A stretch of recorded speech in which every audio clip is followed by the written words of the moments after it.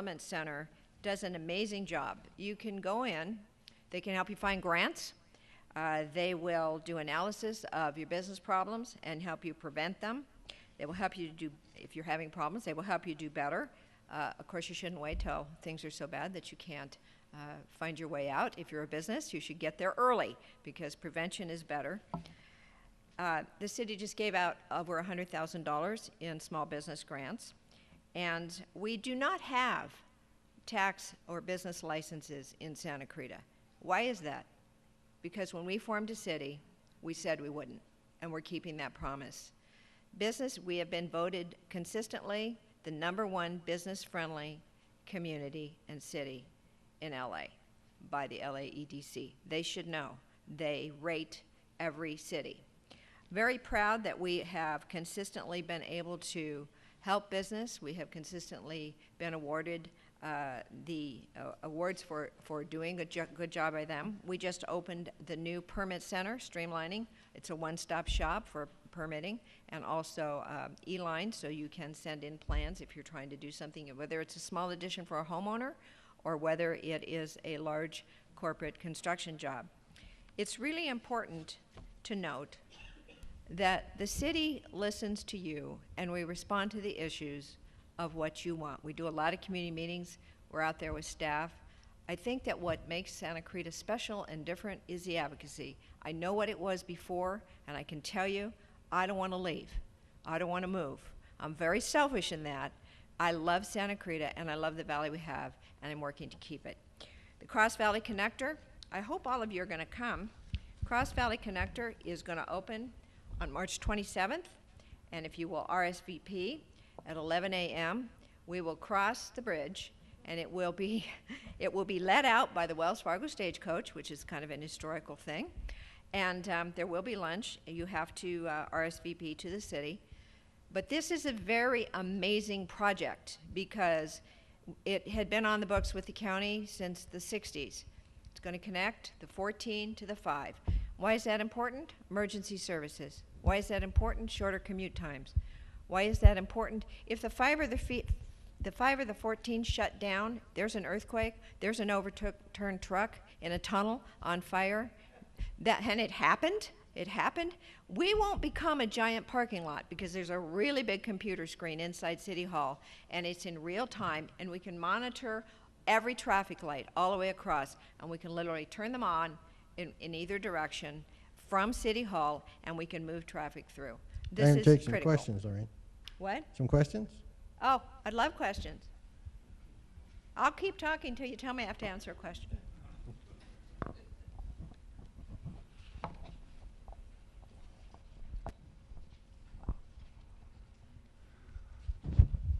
Mayor West, this is in regard to the new Hall Library. Yes. That you broke ground on yesterday. Yes. Along with some other people from the city. A lot of people from the community too. Quite a few people. My question is, how much do you think your property, which is within a literal stone's throw of that, I think, $30 million improvement, how much do you think your property will increase in value as a result of this civic improvement? Well, I hope everybody's property in Newhall, which is pretty depressed, increases as we go along instead of becoming more depressed.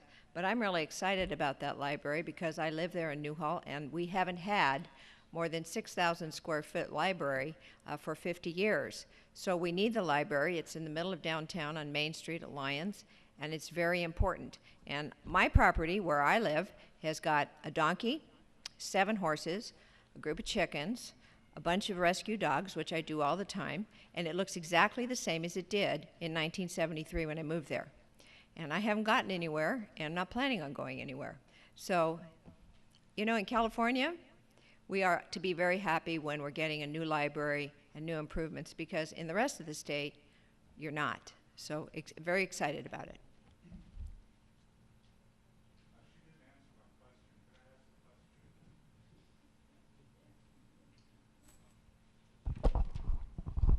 How much do you think your property will increase in value as a result of this civic improvement? Sir, Every civic improvement causes everybody's property values to be better. I would have no idea. It's a library. It's going to house 135,000 books. And that's the best answer I can give you. And I'm excited that we're going to have one. Another question?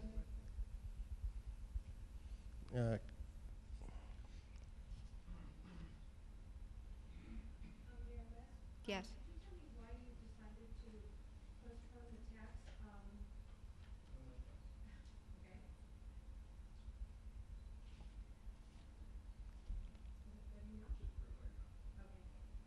Why did you vote to raise the sanitation taxes in this recession when the inflation rate was about 0%? Are you referring to the chloride issue or the general increase of every few years what it requires to improve maintenance, Annette? The chloride issue. All right, I did not vote for it. I voted against doing anything with it.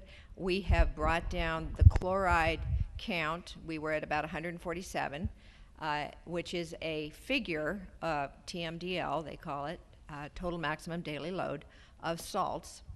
And Regional Water instructed the city that the downstream farmers were complaining about the salt, and they set, over many years of a battle, an arbitrary figure of 100 milligrams. So we were at 147, and Regional Water, who is a state agency, state appointed, they are not elected, they are appointed, said you have to be below 100. We said, well, we can't do that without making some changes. So we did enact a requirement to stop using salts that would dump into the Santa Clara River. The Santa Clara River cannot survive with salt added to it.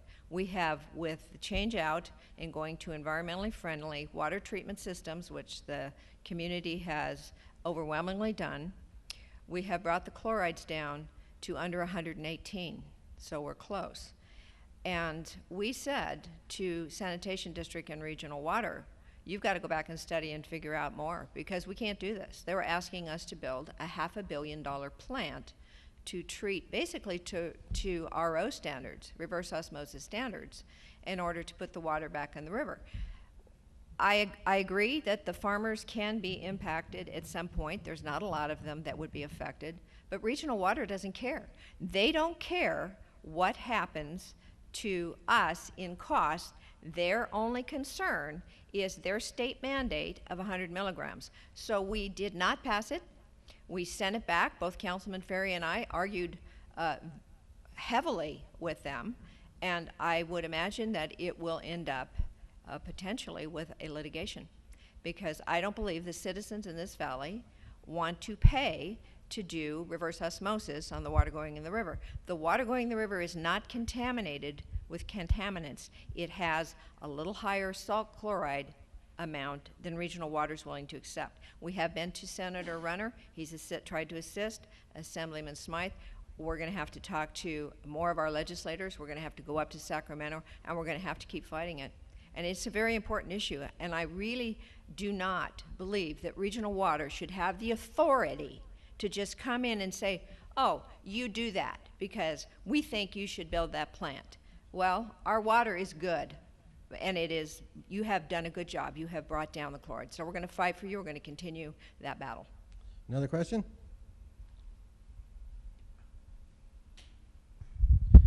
Yes, Laurene, you had mentioned near the beginning of your talk, briefly touched on Canyon County.